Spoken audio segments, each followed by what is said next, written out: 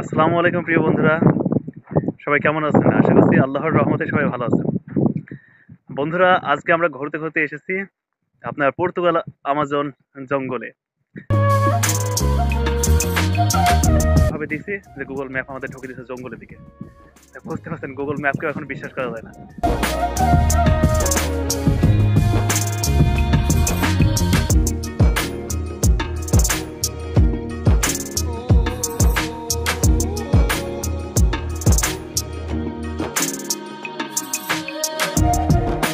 তো একদম একটা নির্জন একটা পরিবেশ, একটা জায়গা।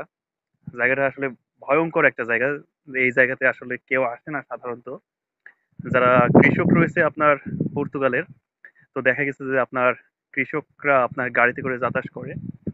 তো তাছাড়া যে মানে পায়ে হাঁটা লোক আপনার এই সাইডেতে আসে না, যেহেতু বিশাল ঘন জঙ্গল, আপনার প্রায় 1.5 থেকে 2 কিলোমিটার আমরা পথ ধরে হাঁটতেছি। তো সেই দিক থেকে আসলে আপনার এই এরিয়াতে আপনার বুনো ভাল্লুক, তারপর আপনার বুনো শুয়োর থাকে। তো যে ক্ষেত্রে দেখা যায় কি, যদি আপনি একা বা আসেন, তো আমার পাশটাতে দেখুন, অনেক উপরে কিন্তু অনেক পাহাড়ের উপরে আমরা এখন রয়েছি। তো ওই দিকটা থেকে কিন্তু আপনার দেখা গেছে কখন যে আপনাকে বুনো শুয়োর, তারপর বুনো শিয়াল রয়েছে। তো এক কথায় আপনার যে বন্য পশু রয়েছে কখন যে আক্রমণ করতে পারে সেটা কিন্তু বলা যায় না। তো আমার এই সাইডটাতে দেখুন, অনেক কিন্তু একটা উঁচু পাহাড় ওই সাইডটাতে। তো আসলে এইভাবে আমরাও রিস্ক নিয়ে খুব একটা ভুল করছি। আসলে এভাবে আসা একটা ভিন দেশে, এভাবে আসাটা মোটেও ঠিক হয়নি। আমাদের গন্তব্য ওই সাইডটাতে যাওয়া, ওই সাইডে আসলে একটু সুন্দর একটা জায়গা রয়েছে, ওই জায়গাটা দেখতে যাওয়া। তো আসলে গুগল ম্যাপকে এমন ভাবে দিছি যে গুগল ম্যাপ আমাদের ঢুকে দিয়েছে জঙ্গলের দিকে।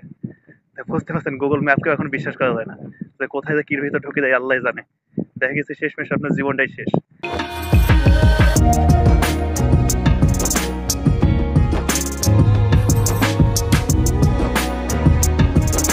তো যেহেতু রাস্তাগুলো কখনো আপনার নিচের দিকে নামে, আবার কখনো ওঠে, তো অনেক সময় কঠিন হয়ে যায়, আবার অনেক সময় মানে সহজ হয়ে যায়।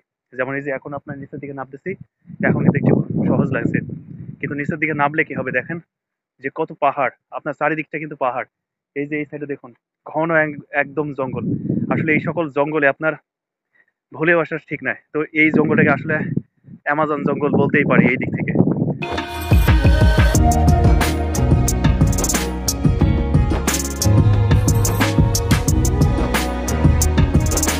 আসলে আজকে কিন্তু ঘুরতে বের হয়েছে আপনার ভিডিও করার উদ্দেশ্যে। কোনো উদ্দেশ্যই ছিল না যে আজকে ভিডিও করব। যদি ভিডিও করার ইচ্ছা থাকতো তাহলে অবশ্যই আপনার মাইক্রোফোনটা সাথে করে নিয়ে আসতাম। আর একটা, তো এমনিতে ঘুরতে বের হয়েছিলাম। তো দেখলাম যে যাই এমনিতে ওই সাইডে ঘুরি। তো ঘুরতে এসে দেখছি আসলে এমন একটা জায়গাতে চলে এসেছি, ভাবলাম যে আসলে মানে আপনাদেরকে একটু দেখাই জায়গাটা। এই সাইডটাতে অনেক সুন্দর একটা ভিউ রয়েছে। তো সুন্দর ভিউ পড়ছে আপনার ওই উপরটাতে, যেহেতু সূর্যের আলো পড়ছে ওই সাইডটা, মানে দারুণ একটা ভিউ উপভোগ করা যাচ্ছে এর ভেতর সব সময়তে। আমরা ছিলাম কিন্তু ওই সাইডটাতে, একদম জঙ্গলের মাঝখানটাতে। আর দেখুন রাস্তার পাশ দিয়েই কিন্তু জঙ্গল, সেক্ষেত্রে বলা যায় না কখন যে পশুর খাবার হয়ে যেতে পারে। দোয়া করেন মানে ঠিকঠাক পৌঁছাতে পারি রুম পর্যন্ত, অন্তত গ্রাম পর্যন্ত যেন ঠিকঠাক পৌঁছাতে পারি।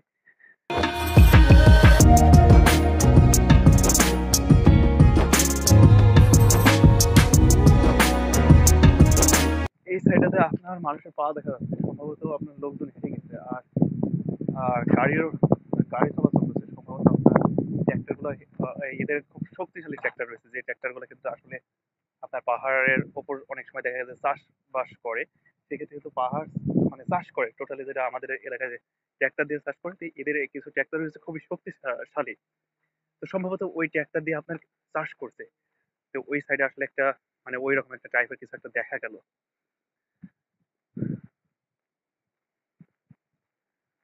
ওয়াও, অনেক দূরে কিন্তু একটা বাসা দেখা যাচ্ছে। মোটামুটি স্বস্তির নিঃশ্বাসটা কিন্তু নিতে পারি ওই জায়গা থেকে, যে আমরা হয়তোবা লোকালয়ের কাছাকাছি চলে এসেছি। আমাদের হাঁটাটা কিন্তু আপনার প্রায় 30 মিনিটের কাছাকাছি। এখন পর্যন্ত পিওর যে একটা বাড়ির দেখা পাইছি, মানে কাছাকাছি ওই রকম না। একটা বাড়ির দেখা পাইছি ওই দিকেরটাতে, ওই দিকটাতে অনেক দূরে, কিন্তু এখান থেকেও অনেক দূরে। এই পাহাড়টা কিন্তু একটা দারুণ একটা জায়গা। আর চারিদিকের ভিউটা মানে অসাম একটা ভিউ পাওয়া যাচ্ছে। তবে সব মিলে কিন্তু আসলে জার্নিটা একটু রিস্কি, বাট মানে একটু অ্যাডভেঞ্চারাস। আজকে যে জার্নিটা আছে টোটালি একটা অ্যাডভেঞ্চারাস। আপনার একটু নিচটাই দেখে আপনাদের। ও মাই গড, এখান থেকে যদি আপনি কোনোভাবে পা ফসকিয়ে যদি একবার পড়ে যান, আমার মনে হয় না যদি আল্লাহ স্বয়ং যদি হাতে তুলে না বাঁচায় তাহলে আর বাঁচানোর কোনো সম্ভাবনা নাই। অনেকটা নিচু, তো একটু দূরে যাওয়াই ভালো।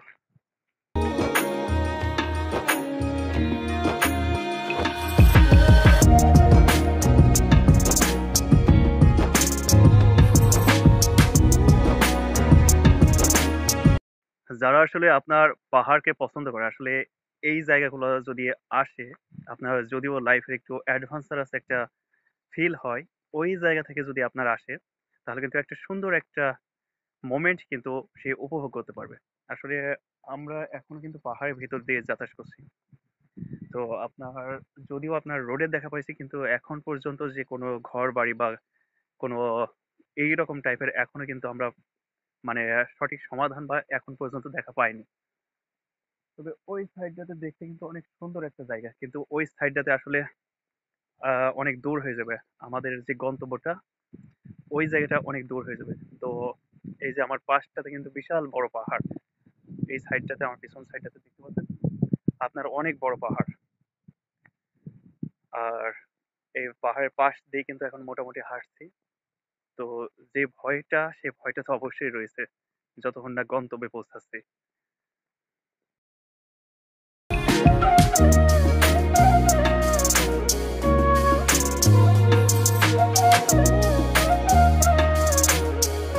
মাঝে মাঝে মনে হয় যদি ওই পাহাড়ের একদম আপনার শেষ চূড়াটায় উঠতে পারতাম তাহলে হয়তো বা খুব ভালো হতো।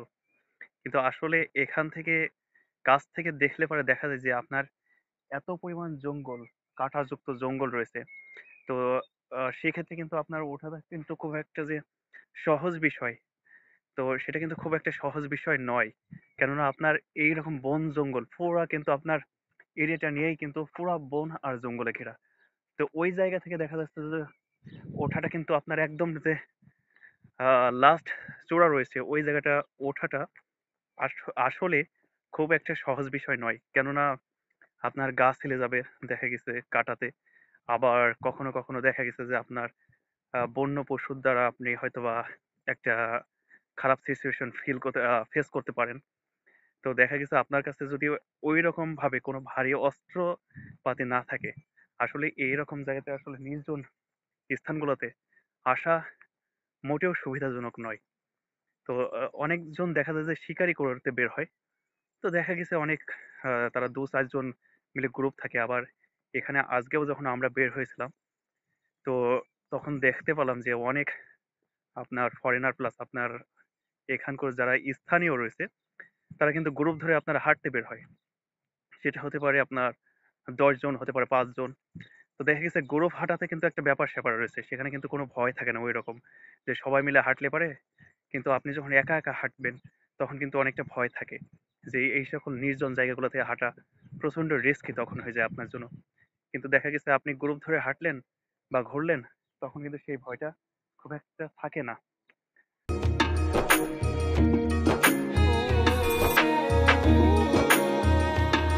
আমরা যারা বাংলাদেশী তারা দেখুন যে কতটা ভাগ্যবান। আপনার দেখুন এরা আপনার কিন্তু আবাদ করছে পাহাড়ের উপরে। এখানে ঠিকঠাক দিতে পারে না পানি, ঠিকঠাক কোনো কিছুই কিন্তু করতে পারে না। তারপরে কিন্তু এদের উন্নতির কিন্তু শেষ নাই। কিন্তু আমাদের দেশে দেখুন, বাংলাদেশে কিন্তু আপনার সমতল জমি, একদম সমান জমি। তারপরও কিন্তু আমরা সেই দেশ থেকে, যে কৃষি প্রধান দেশ হওয়ার পরও কিন্তু আমরা কৃষি থেকে বর্তমানে খুব একটা যে লাভবান হচ্ছে তা কিন্তু নয়। কৃষকদের বর্তমানের পিঠ কিন্তু আপনার দেওয়ালের সাথে ঠেকে গেছে। তো এরা দেখুন যে পাহাড় কেটে আপনার পাহাড়কে চাষ করছে, চাষ করে কিন্তু আপনার ফসল উৎপাদন করছে, যেগুলোকে আপনার কিন্তু দেখেন সারি সারি কিন্তু গাছ লাগাইছে। আর এই গাছগুলো কিন্তু আপনার সেই সম্ভবত ৩ ফল এই গাছগুলো। আর এই সাইডে তো আপনার লাগানো রয়েছে, আপনার এখন লাগাচ্ছে আপনার এই সাইডটাতে। দেখুন যে কিভাবে চাষ করছে। তো এই দিক থেকে কিন্তু আসলে খুব মনের ভেতরে কষ্ট লাগে যে আমাদের দেশকে যদি একটুখানি কৃষকদের যদি ভালোভাবে মূল্যায়ন করে, তো দেশ কিন্তু আপনার পাল্টাতে খুব একটা বেশি টাইম লাগে না। কেননা একটা দেশকে পরিবর্তন করার জন্য কৃষকদের প্লাস কৃষি জমির কিন্তু ভূমিকা অত্যাধিক। এদের জমি নাই, এদের জমিগুলো দেখুন সব আপনার কিন্তু আপনার পাহাড় কেন্দ্রিক, পাহাড়ের আপনার অনাবাদি জমি, যেগুলোকে চাষ করতে গেলে কিন্তু অনেক মানে স্ট্রাগল করা লাগে, অনেক পরিশ্রম করা লাগে। সব মিলিয়ে কিন্তু আপনার আপনার হয়ে থাকে। যেমন খাওয়ার ফসল কিন্তু এখানে খুব অল্পই হয়ে থাকে। তো সেক্ষেত্রে আমাদের দেশে কিন্তু অনায়াসে যেখানে সেখানে আপনি বীজ ফেলে দেন, আপনি কিন্তু ফসল হয়ে যায়। তারপর কিন্তু আমরা লাভবান হতে পারি না কেন? সরকার থেকে যে আপনার সেই ফসলগুলা কৃষকদের কাছ থেকে ঠিকঠাক ন্যায্য মূল্য কিনে না, আবার সেগুলো যে আপনার অন্য দেশে মানে পাঠাবে সেরকম পরিকল্পনা নাই। সবকিছু ঘাটতি রয়েছে, যার কারণে কিন্তু আমাদের সবকিছু থাকার পরও আমরা কিন্তু উন্নতি হতে পারি না। আমি কিন্তু রয়েছে একদম আপনার মোটামুটি একটা মানে অনেক উঁচু একটা জায়গাতে, পাহাড়ে নিচে কিন্তু অনেকটা ঢালু। আর এই সাইডটাতে আপনার পাহাড়। আর এখানে কি চাস ভাই, এটা সিম নাকি? কি খাচ্ছিস তুই? কি খাচ্ছে? হ্যাঁ, ওই তো কুকুর চলে এসে, কুকুরের বাচ্চা ধাপাই। ওই যে বড় একটা, এই যে এই সাইডে কিন্তু চাষ করছে আপনার, আপনার এই সাইডে পুরো কিন্তু একটা কি একটা ফল, কি ভাই কি ফলে? খেসারি, খেসারির মতো একটা ফল, আপনার সুন্দর একটা ফল কিন্তু তারা চাষ করছে। তো ফাইনালি কিন্তু আমরা আপনার গ্রামের ভিতরে প্রবেশ করতে পেরেছি।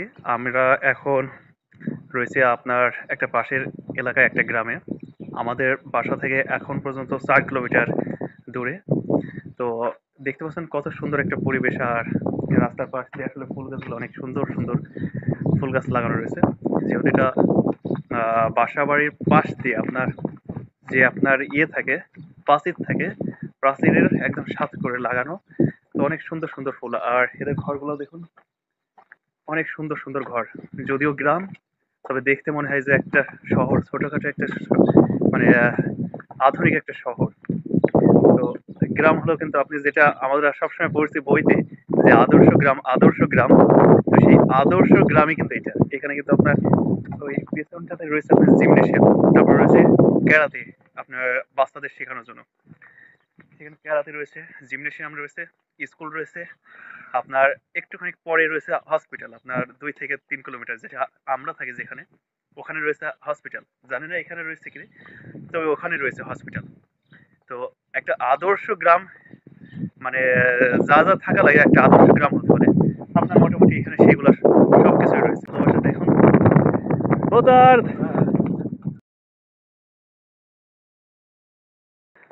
তো বন্ধুরা, আমরা ভিডিও দেখতে দেখতে প্রায় ভিডিও শেষ পর্যায়ে চলে এসেছি।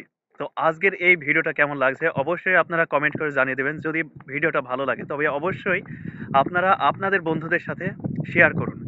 আর আজকের মতো ভিডিও আপাতত এই পর্যন্তই। দেখা হবে আপনাদের সাথে নতুন কোনো ভিডিওতে, নতুন কোথাও কোনো জায়গায়। সেই প্রত্যাশা জানিয়ে বিদায় নিচ্ছি। আল্লাহ হাফেজ।